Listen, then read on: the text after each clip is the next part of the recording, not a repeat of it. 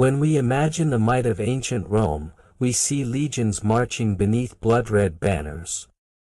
We hear emperors shouting commands from marble pedestals. And we feel the thunder of crowds in colossal arenas.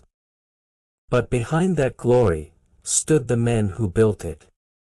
The generals. The masterminds who carved history with steel and strategy.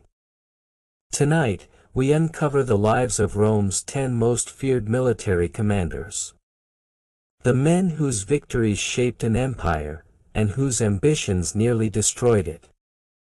His name was Publius Cornelius Scipio. But history remembers him as Africanus, a name earned through blood. When Hannibal, Rome's deadliest enemy, marched war elephants across the Alps, Rome trembled. But Scipio didn't face him in Italy. He struck where no one expected, Carthage itself. At the Battle of Zama, 202 BC. He turned Hannibal's elephants into chaos. Roman horns blared, the beasts panicked, trampling their own.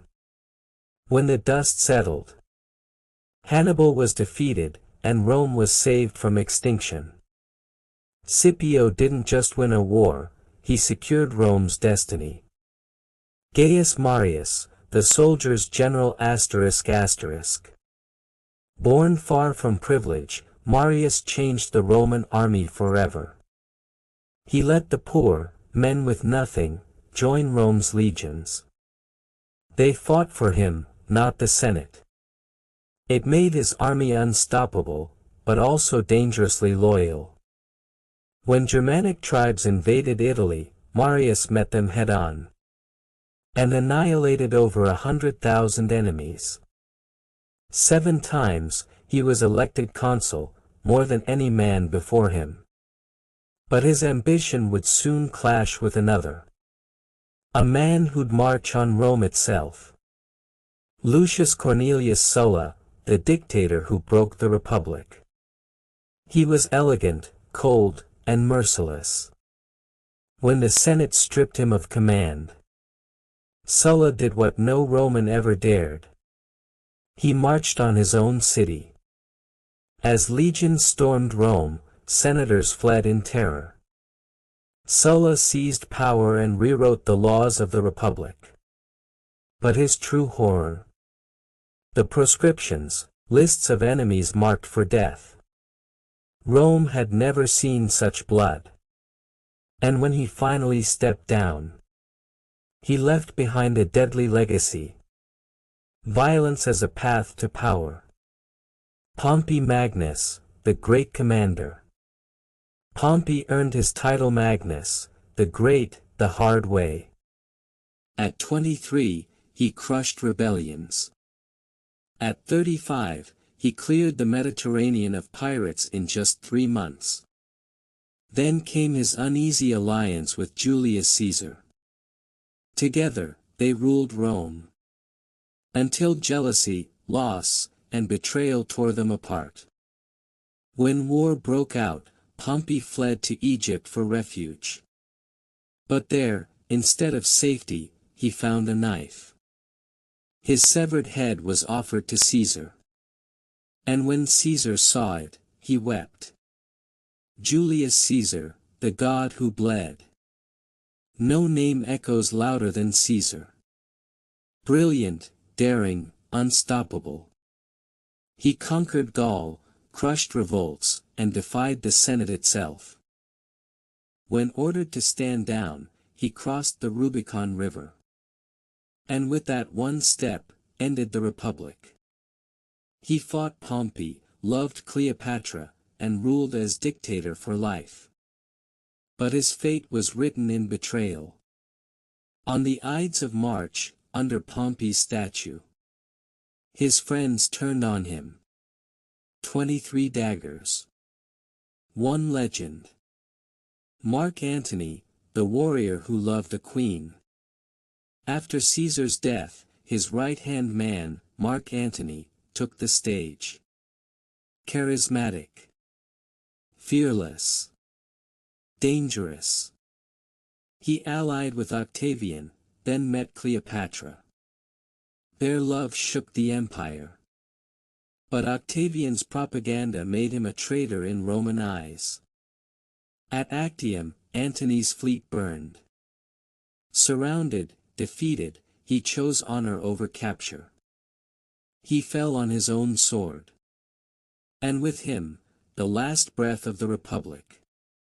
Marcus Agrippa, the general who made the empire. While Octavian became the first emperor, it was Agrippa who won it for him. The mastermind of Actium. The man who crushed Antony's fleet and secured Rome's new age. He could have been emperor himself, but chose loyalty instead. He built aqueducts, the Pantheon, and peace.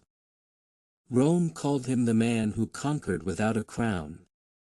Germanicus, the fallen hero. Handsome, noble, adored by his men. Germanicus avenged Rome's darkest defeat. He retrieved the lost eagles from Teutoburg forest. And shattered the Germanic tribes in battle. But glory has enemies. Summoned home by Emperor Tiberius, he died mysteriously. Poisoned, many believed. The empire mourned. And whispered that Rome kills its brightest sons. Agricola, the conqueror of the mist. In the cold fog of Britannia, Agricola carved Rome's northern frontier. He built roads, forts, and Roman civilization in a savage land. At Mons Graupius, he crushed the Caledonians. A victory so complete, it silenced rebellion for generations. But back in Rome, jealousy brewed. Emperor Domitian recalled him, and he never commanded again. Greatness, once feared, was quietly buried. Drusus, the general who died too young. Drusus, brother of Tiberius. Young, brave, loved by all. He led Rome deeper into Germania than anyone before. He marched, ate, and bled beside his soldiers. But at 29, one fall from his horse ended it all.